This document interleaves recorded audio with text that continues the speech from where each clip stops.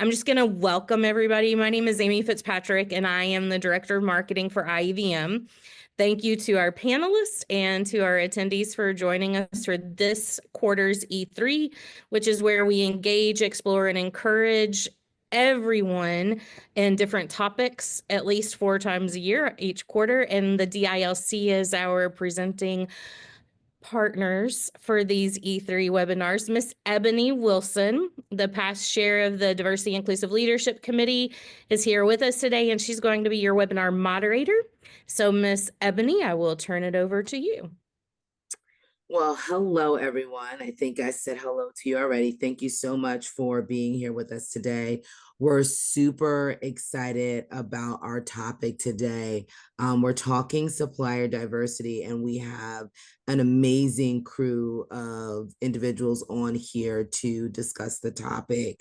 I'm going to turn the mic over to them to introduce themselves. And I'm actually going to man the chat and prepare for questions.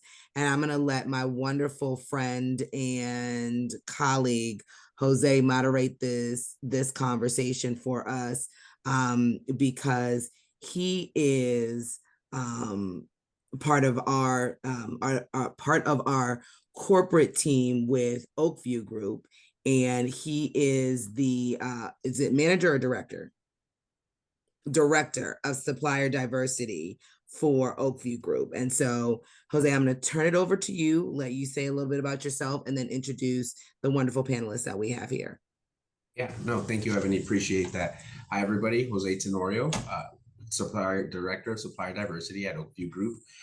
Brand new. I've been here 9 months, and I've had the pleasure of working with some key people. Kathy Griffin, who's been doing some amazing work out in West Palm Beach on the hospitality side, and then Trinnette, who's a partner of ours. But I'll let them introduce. Kathy, go ahead and introduce yourself, as well as Trinnette. Hi, welcome everybody. I am the general manager for OVG Hospitality at Palm Beach County Convention Center. So excited to be here. Thank you for the invitation. Hi, I'm Trinnette Morris. I'm CEO of Trendy Enterprises. We're a boutique catering and cafe, as well as executive director of Blend, an organization committed to introducing small business to big business. So thank you both. So today, Ebony was so kind enough to reach out to us and ask us if we would like to speak on supplier diversity, some best practices, the work, and we're definitely going to touch on some best practices, as well as some of the amazing work that we're doing in West Palm Beach with Kathy and Trinnette as well.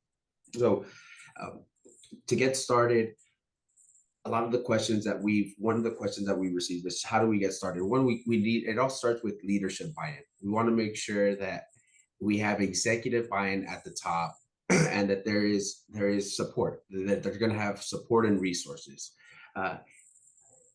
Kathy seems to have an amazing support system. Kathy, do you want to talk about how your leadership, how you've been a leader in supplier diversity and working with local and small businesses, as well as the support that you receive as well?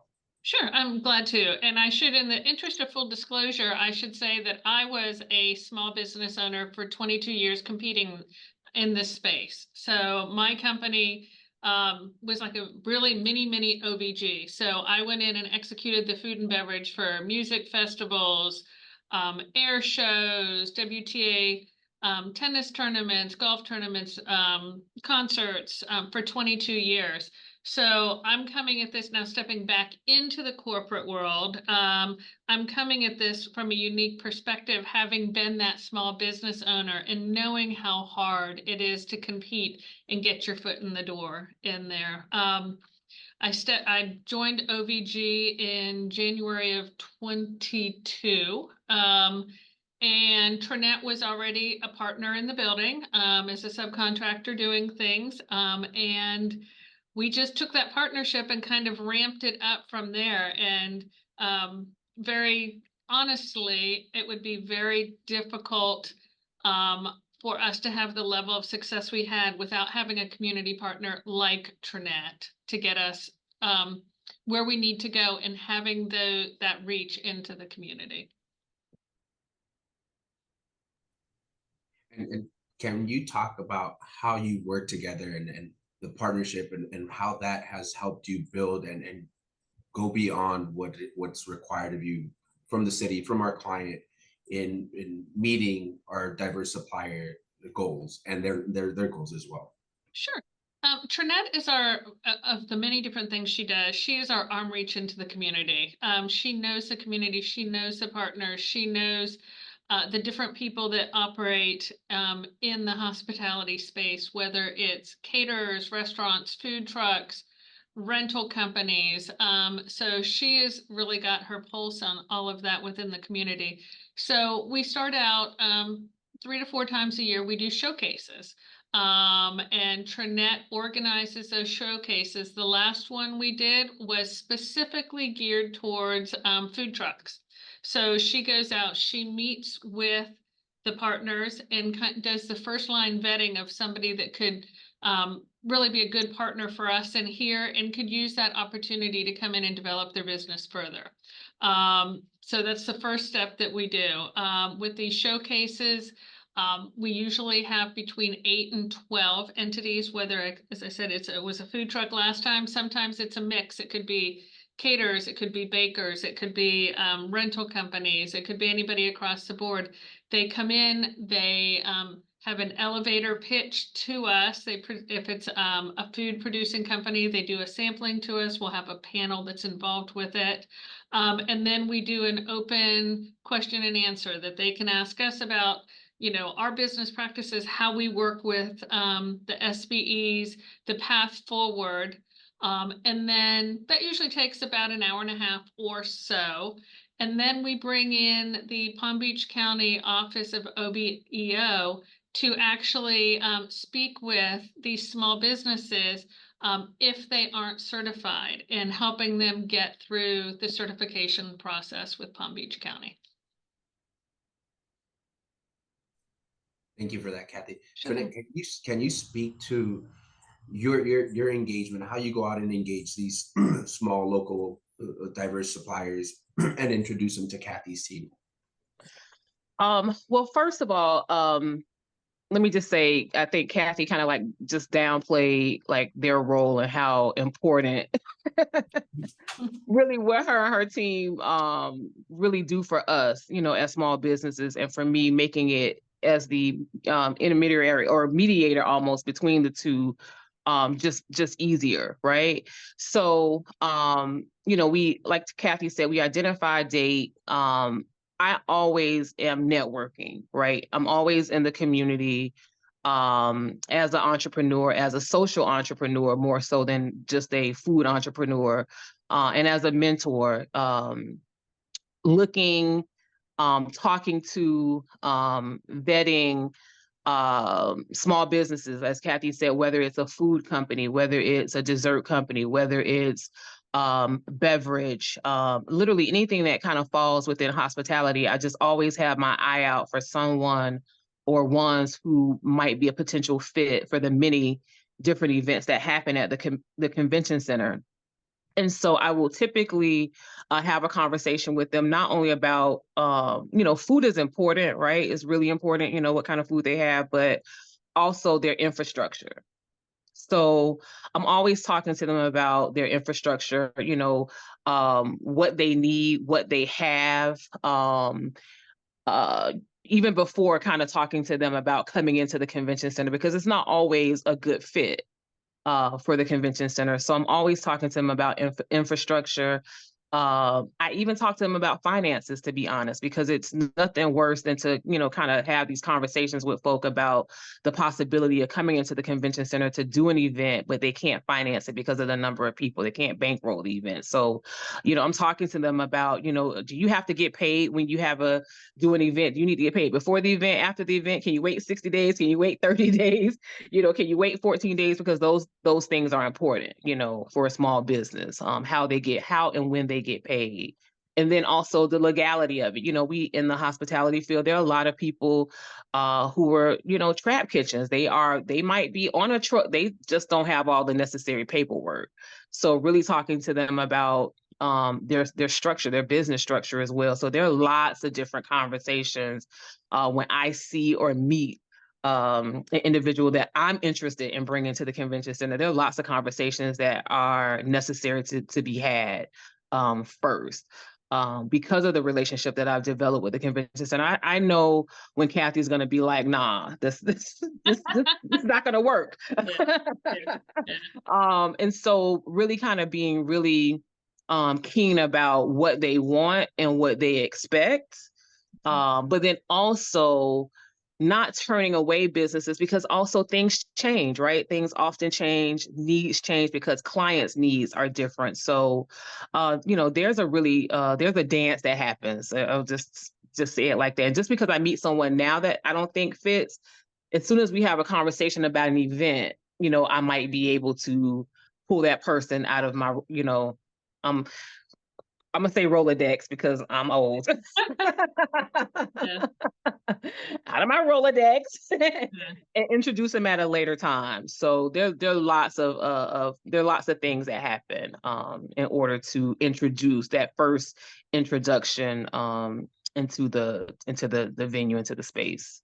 And we've expanded it from beyond the traditional, just bring them in as a subcontractor arrangement. We bring them into catering opportunities. We have now rolled out self-serve markets. We bring them into the self-serve market opportunity, which some of them, especially the smaller ones, that's an easier entry for them because they're not having to staff a concession stand.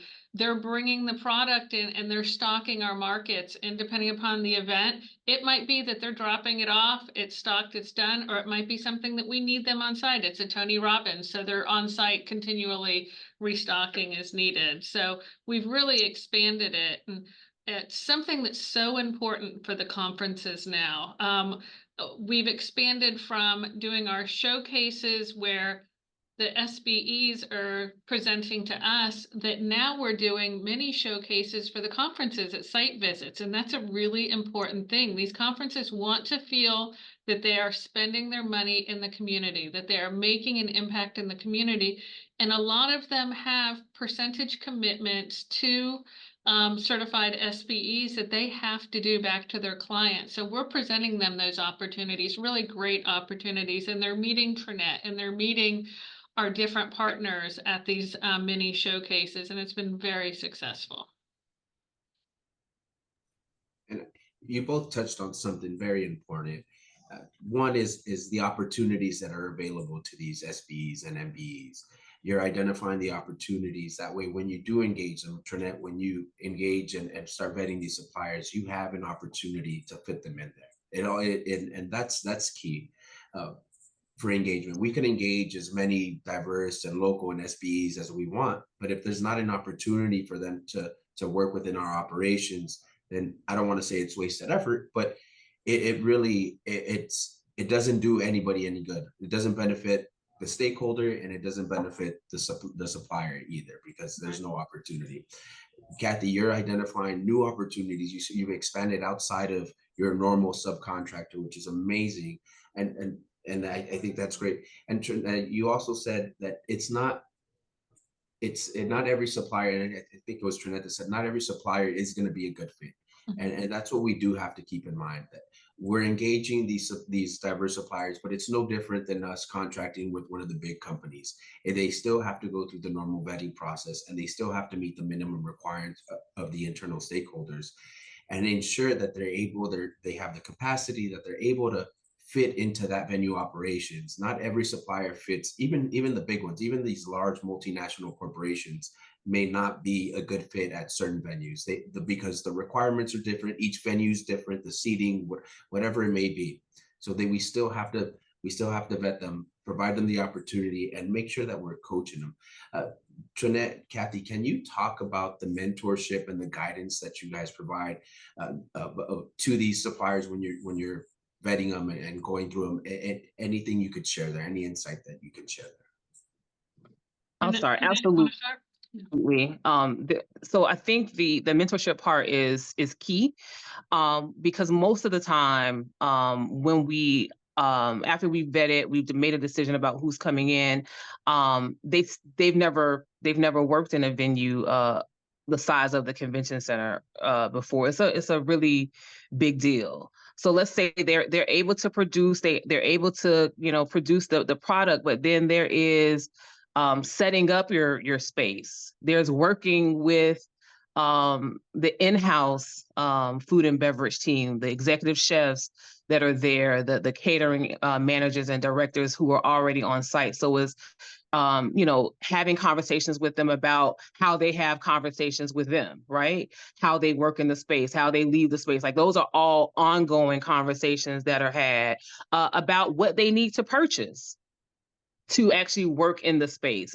There's so many different things that not only are evident when they first come in, but that come up. There are lots of things that come up. And so we are constantly mentoring. Pricing is huge. They've never priced for a convention center before.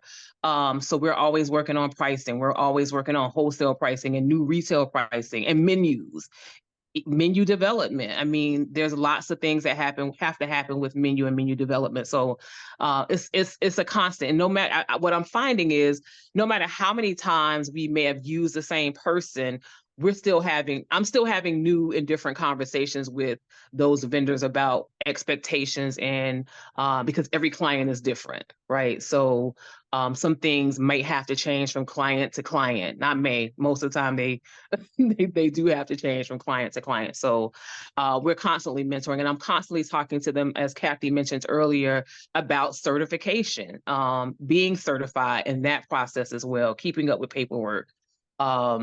And not only that, just even after an event, you know, what happens after the event? A lot of times you may have an event and there's product left.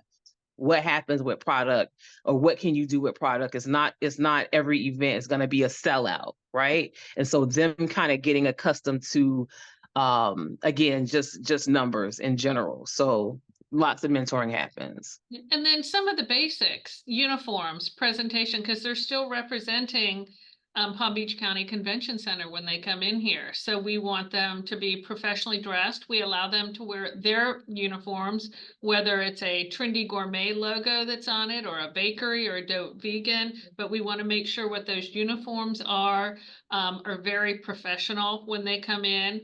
The cleanliness, making sure that they're serve safe. That's a requirement we have before they come in. They've got to be serve safe certified, and all of their people that are working need to make sure that they're following, you know, the health department standards and the serve safe standards.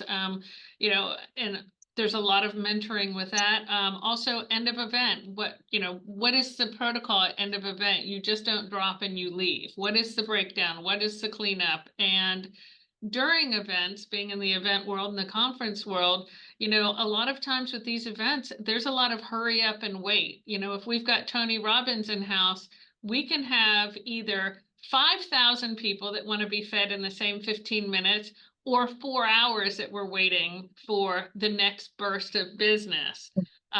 So coaching them through that process, the business is going to come. This is the nature of the beast when you're doing it.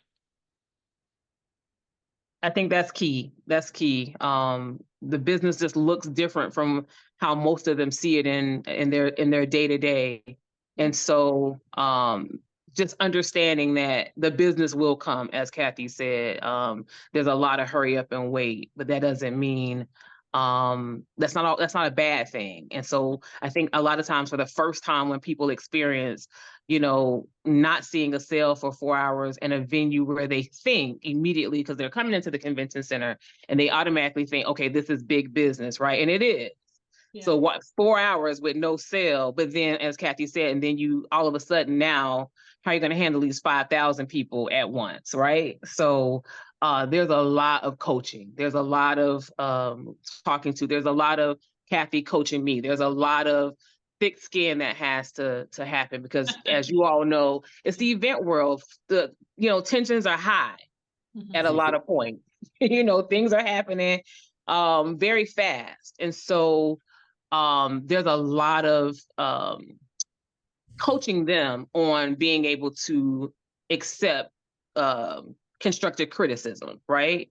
Because a lot of times because we're creatives as chefs, as well. So we get sensitive, about our stuff. We get sensitive.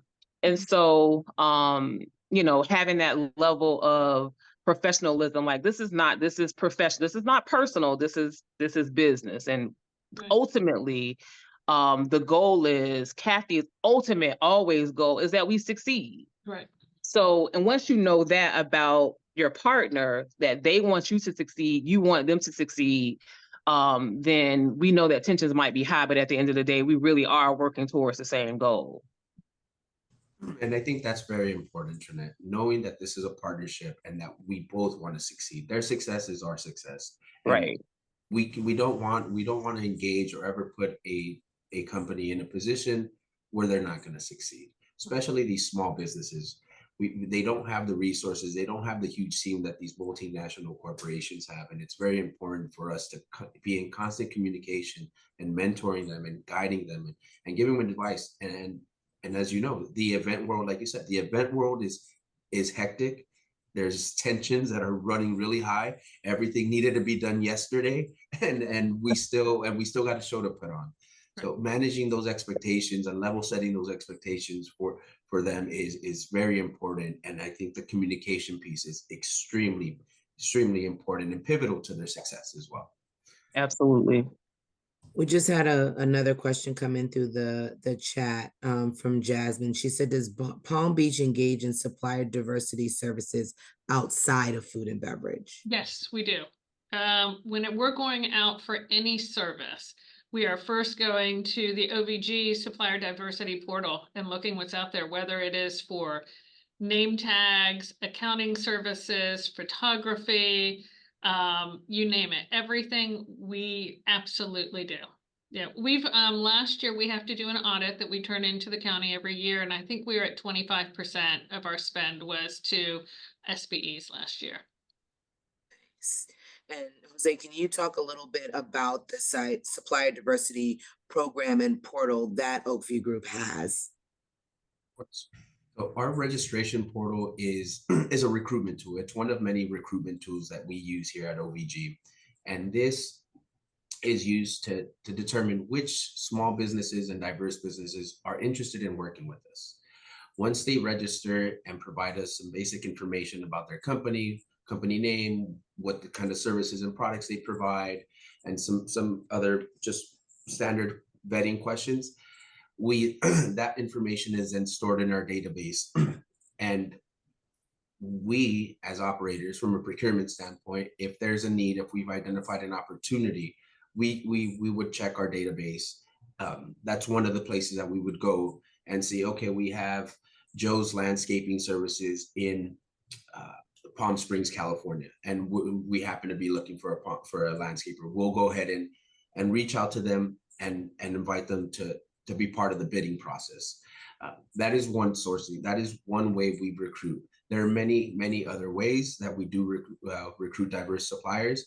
Trinnette, obviously, she's one of our boots on the ground that helps Kathy and keeps her ear, close to the ground to make sure that we're doing our business in sourcing these suppliers as well. But that is one of the best practices that we've employed here as part of our recruitment strategy. And I can say, as an Oakview Group owned and operated building, it is encouraged from our corporate office that we do notate the diverse or small business suppliers that we utilize.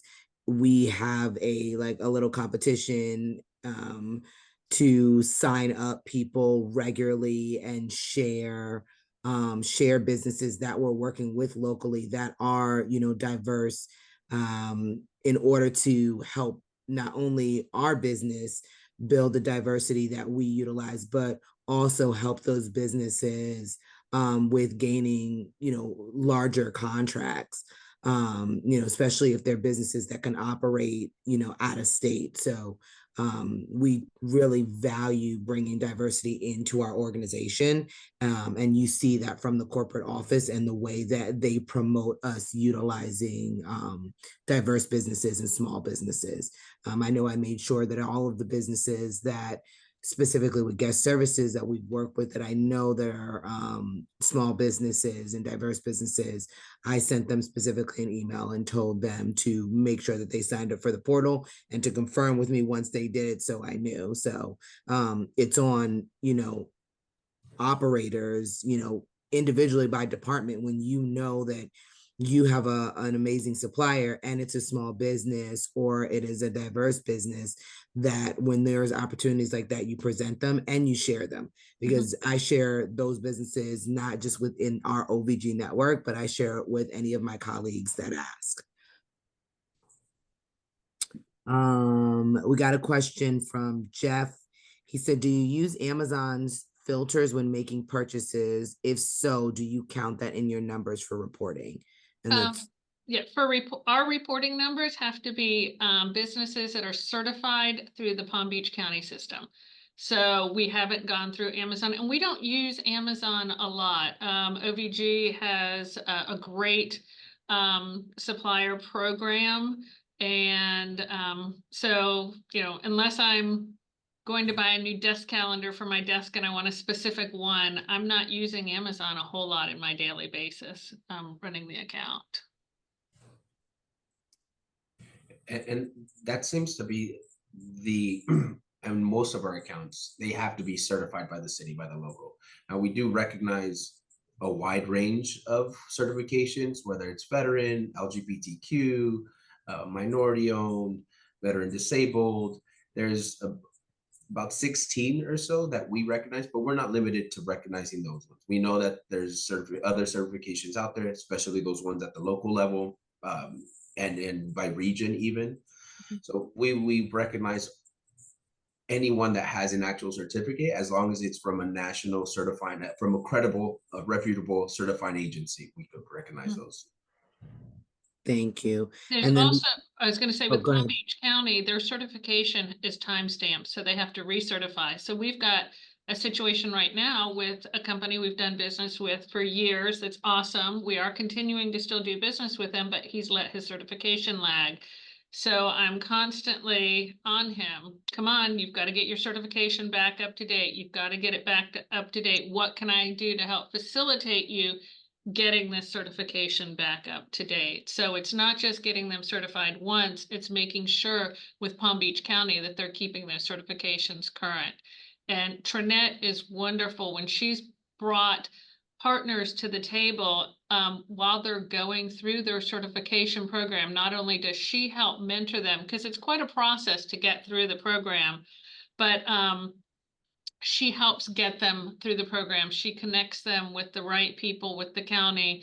We hold classes here for them. She'll sit down and go through their paperwork. Here's what you need to do. Here's what you don't need to do, to help get them through it. Because it can be intimidating when you're sitting down looking at everything that you need to do to get certified. Absolutely. Great segue. I was gonna ask you if you could talk about how you partner with OBE and how you walk them through the certification and mentor them and guide these small businesses through that process. So with our small business office, as Kathy mentioned earlier, when we do the vendor showcase, that is one way that we walk them through. The office of OEBO, they might, sometimes it just depends on the actual showcase, but sometimes they do a mini session, and sometimes they do a much larger session about certification.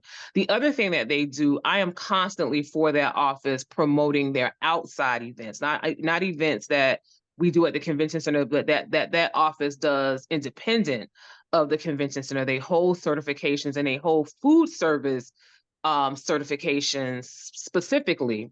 And they have other organizations that do it. Most recently, they had an organization that did a 24-hour boot camp for food and hospitality businesses, where they could come for 24 hours to this small business. They were set up there, and they could, if they had all their paperwork, they could almost certify right then and there. But they have, so, a lot of times that's the barrier, though, is that paperwork. So if they have all of their paperwork, our Office of Small Business makes it very easy for them to get certified, but they have to have the right paperwork. And so, You know, it's talking to those small businesses about how important tax returns are at that point. So it becomes a whole nother set of it just becomes a different ball game, because now you really got to talk to them about the business of their business. So it's not just vetting them and bringing them into the convention center. You start to find out what the barriers to certification really are, right? And sometimes it's not, they just don't have the most important stuff, which would be some of the licenses that they need to have. It could, you know, it's just, so now you start to work with them on those things. They don't have a commissary. So now I can actually bring them in under me at my location as the commissary. Okay, we check that off. Now you got a commissary, right? Now you can get your actual catering license. Okay, you haven't filed taxes. All right, so now let me take you to my CP. So it becomes just this other world for me in terms of helping them get certified, because it really is not most of the time that they don't want to get certified. It is just, when you're a food person, a chef, a caterer, you know, you're working in your business a lot of times, working on you might be great, the best, and you just haven't done those business pieces that you need to have in line. And you need this type of opportunity to come along to let you know how important it is that you get those things in order, because if you don't, this opportunity won't be available to you. So our Office of Small Business they really do, you know, I will say they do a great job of partnering with our local, with the convention center, but with our local small businesses to really, really provide several opportunities, lots of different unique opportunities for them to get certified. But the barrier typically is the amount of paperwork that they have to have once they get to that office, and helping them get through that. Once they are certified, though, they're on a list, a distribution list through the county for different opportunities that may be out there. For example, the airport is putting an RFP out. They would never have any idea that could be an opportunity for them. So letting them know that this isn't just about getting certified so you can come participate as a partner at the convention center. This is opening up so many doors to you down the road. Yep. One other buy-in that you have to get on the food and beverage side is getting your on-site chef to buy into it. You know, chefs can be very proprietary, and you know, getting them on the side of the table and getting them to understand the value to all of this, to sharing their kitchen space, to having a catered function where your food may not be the chef's food that's doing the appetizers or the dessert. Sharing the stage with somebody else. We're really fortunate. Chef Henry, our executive chef here, completely gets it. Chef Greg, our prior chef, completely got it, but that's not always going to be the case. There could be some massaging that the general managers have to do with their culinary team. Yep, that's key. But also, I will say it really is also key for the partner that comes into those spaces to come into those spaces humbly as well, because we know as chefs how hard it is to share. And so, and not only just humbly, but also as a partner to those chefs as well. So the chefs up there know if they have extra stuff, that at the end of the event, I'm going to call the Homeless Coalition.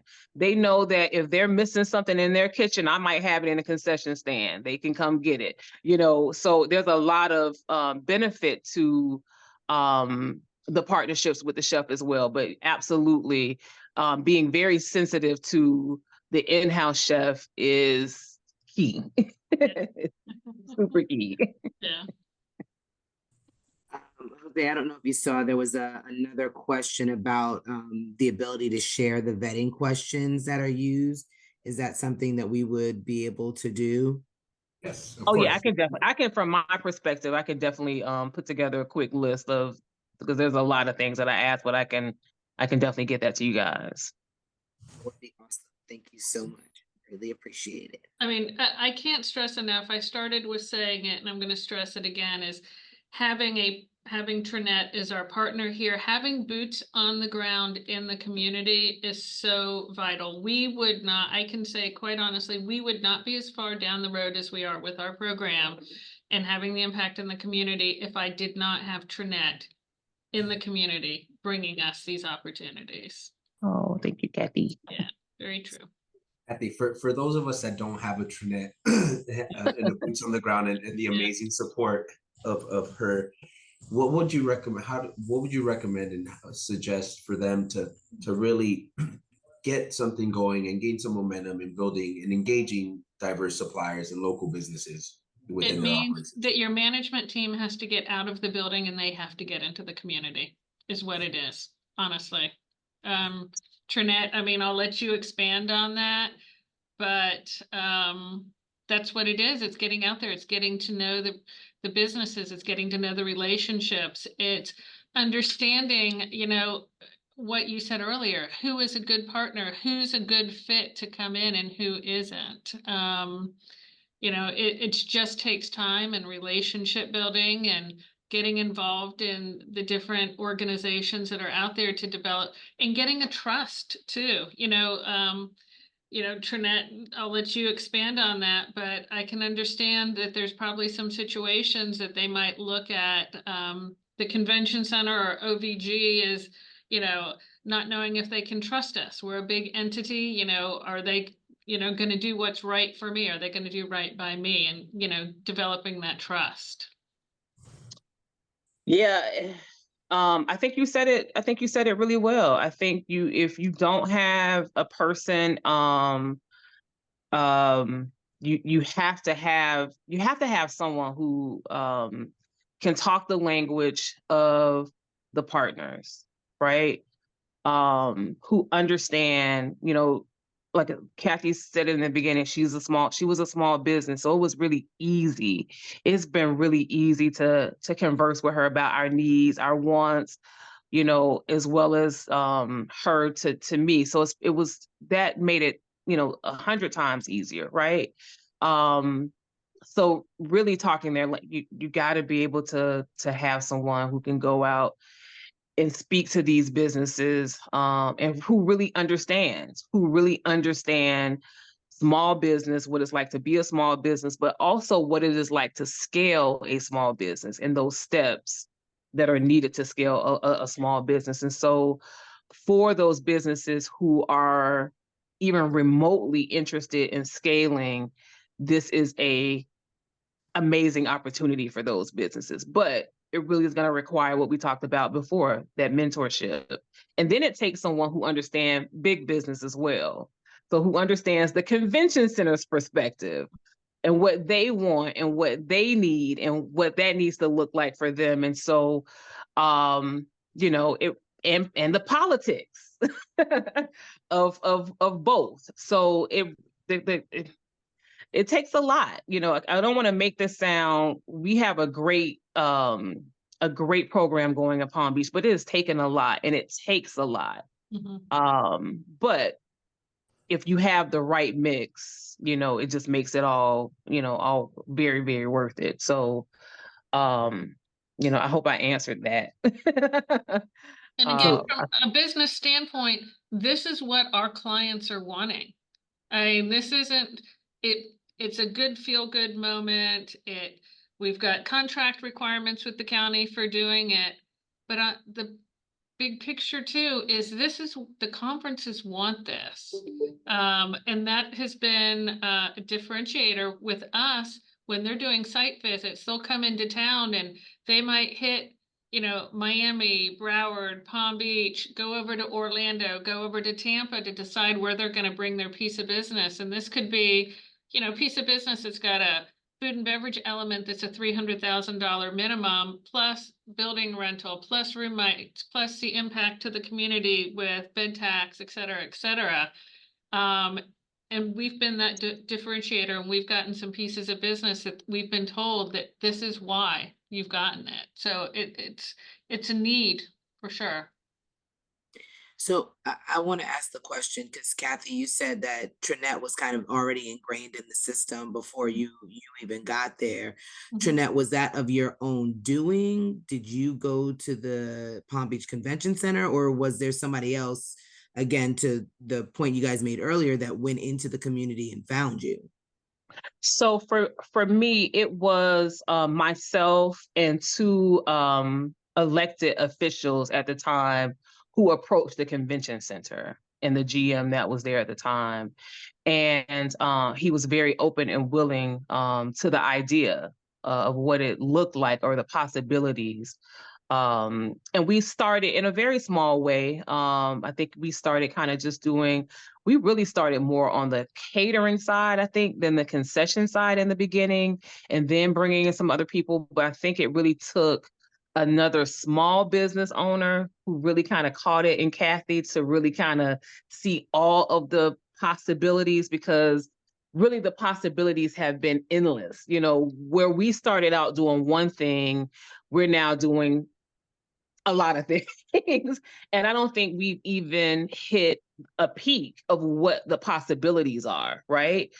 There's so many possibilities. And I'll just speak for me and my business personally, not my business as a mentor or a mediator or the person that brings other people together. For my business, I've been able to expand my business and do a lot of different things I didn't think I wanted to do, knew how to do, or, you know, I just didn't think I didn't know that these things were possible, I'll say, in this particular space of the convention center. So just to, and that's the other thing. So you're going to start out doing one thing, and then you're going to see that these small businesses have the capabilities of doing lots of other things that might fit the needs of your building. And so as long as you're willing to, I'm trying to find the right word. As long as you're willing, I'll just say that. As long as you're willing, the possibilities, I believe, are endless with the partnership, with the right partnership. And then I also convey that message to the small businesses that I bring in as well, that this is a great opportunity to grow your business, to grow your brand. You're going to meet so many people that come in and out of these spaces, and to be able to expose your business to people from all across the world. Mhm. You know, we know that we've had people have small businesses who've had people contact them afterwards, because the great thing about Kathy and her team, they want us to promote us. You know, we could definitely be in there and be kind of acting like convention center employees, right?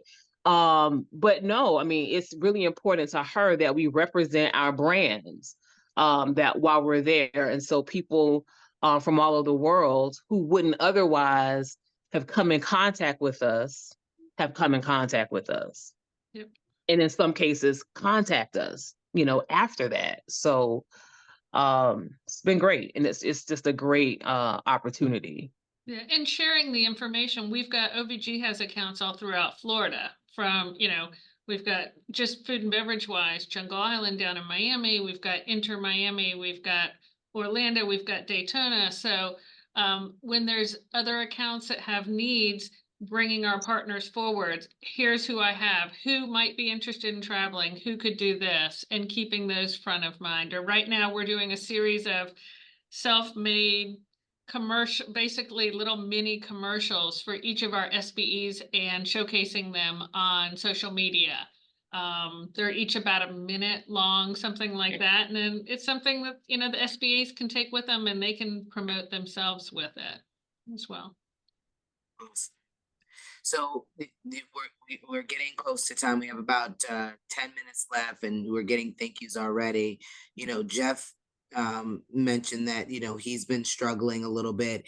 Any advice for, you know, individuals that have been struggling to get their diversity programming, their supply diversity programming off the ground that, excuse me, might be able to help them? Give me a call, reach out to me. I'll connect you with Trinnette. We are more than happy to jump on a call offline and, you know, just kind of talk one-on-one and let you know what we've done or what we could possibly do or Trinnette could do for helping you as well. So definitely reach out to us. This is something we both feel very passionate about. Absolutely. You know, as I mentioned before, you know, I had my own business for 22 years, but prior to that, for 11 years, I was in the corporate sector. I was with, I'm old, I'm like a dinosaur, but I was with Volume Services America when they still existed. So I did the corporate thing for 11 years, my own business for 22 years, now back into the corporate world. So I've seen both sides of it. I know what it used to be back in the old days. Subcontractors were used basically in situations that the operator didn't want to take the risk at a potential loss. And that's never how I view this. Our partners, we look at it, if there's a piece of business that I think that they could potentially come in and take a loss at, or there was a good possibility of them taking a loss at, Trinnette and I sit and talk about it and see, is this really something we want to offer to a partner? So it's really taking their needs, our needs into consideration and making a win-win for everybody. Absolutely. And again, that's a part of those conversations that we have to have. I mean, Kathy is the first to sit and say, do you want to do this? Do you guys really want to take this on? And I'm the first to say, you know, this doesn't make sense. We need to look at the numbers a little bit different. Even though the client is wanting one thing, you know, the buyer pattern is something else. So we really take a deep dive into events and what patterns are, what the customer is expecting, what the customer really pattern is. We really look at a lot of different things when we are, you know, taking a piece of the business to make sure it makes sense for us. But we also too recognize that it is still business. And I tell the people that I bring in as well, it's still business. And so there always is going to be some risk involved. So it's not a situation where you come in and everything's going to always be profitable. It's going to always be great. It's highs and lows, just like anything else. And we have to be prepared for that. But that's when we get into what's the best menu for profitability. So it may not be what you're accustomed to doing. Maybe we might need to do something a little bit different. So we have all those really, really tough conversations, that are, but very, very necessary to really make the impact and make this all work.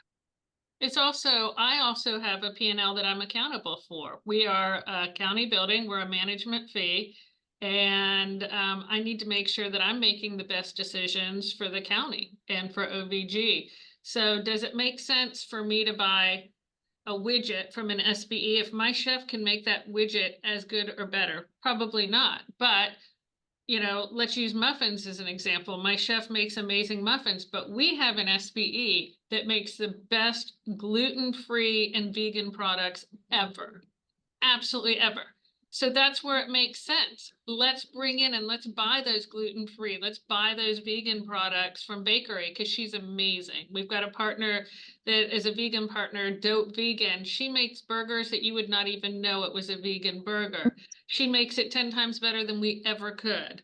It makes sense to bring her in. She runs a good business. So I have to, you know, put my business hat on with every decision and make sure this is the right decision for the venue, for OVG, and for the SBE as well. Awesome. Thank you guys so much. We're running out of time here. So any final thoughts that each of you would like to give? And I'll start with Jose. No, I'm just being persistent. I think it's keeping at it. Engaging these small businesses sometimes can be discouraging. We don't get responses. But it's continuing to make best efforts. It's, you know, so like Trinnette said, sometimes they're intimidated by us, by this big corporation, and what are our intentions? But we want to make sure being upfront, talking to them, making sure that they understand our goals and our plans for them and how we want to work together and build a long-lasting, meaningful relationship. Thank you, Jose. Trinnette, what about you? I'm just thankful that we have venues and we have, as a small business, that these opportunities are available. And so if you haven't made the stretch to engage a small business, or to include or to really kind of expand your SBE or start your SBE programs, really just think about the fact that you are changing a life, a legacy, a business, a community, a family, several families in some cases, and start small. You know, it's not a sprint, it's a marathon. It takes time. If you aren't having businesses that are responding to you, it might be just because they are working in their business every day. You know, some people right now are not fortunate to be working on their business. And so them even making returning a phone call, it seems small, and it is small in the scheme of things when you're trying to grow, but it might take some extra effort. It might take going out to the business. It might take more than a phone call if you know who the business is, and then you'll learn something about that business as well. So it might take you going out or sending someone out to that business to get a response or to see someone face to face. Because a lot of times the intimidation factor, it really is, it's real. And a lot of people call us for a lot of different things that are not genuine. So just kind of remembering that, you know, it's not always that someone's not getting back. It's just, you know, sometimes it just requires a little bit more, but it's worth it. Once you get a small business that is committed and has a great product, I promise you it's definitely worth it. And kind of segueing on from that, to see businesses grow, because they've had an opportunity to come in and work with us. Not maybe it's the volume of business we've given them that's grown, or maybe it's just the opportunity that they can now go to other potential partners and say, I work with Palm Beach County Convention Center. That gives some credibility to them right there. And Absolutely. To see these businesses grow, because small businesses, at the end of the day, they are the backbone of our community. They really Absolutely. are. It's the small businesses that are buying the yearbook ads. It's the small businesses that are, you know, supporting the bake sales and the lemonades and the growing it. So it really does. It takes time. It takes patience. As Trinnette said, you know, there's times even Trinnette and I have some hard conversations sometimes, but they're done with respect and love and admiration and understanding. At the end of the day, we both have the same goals. Yeah.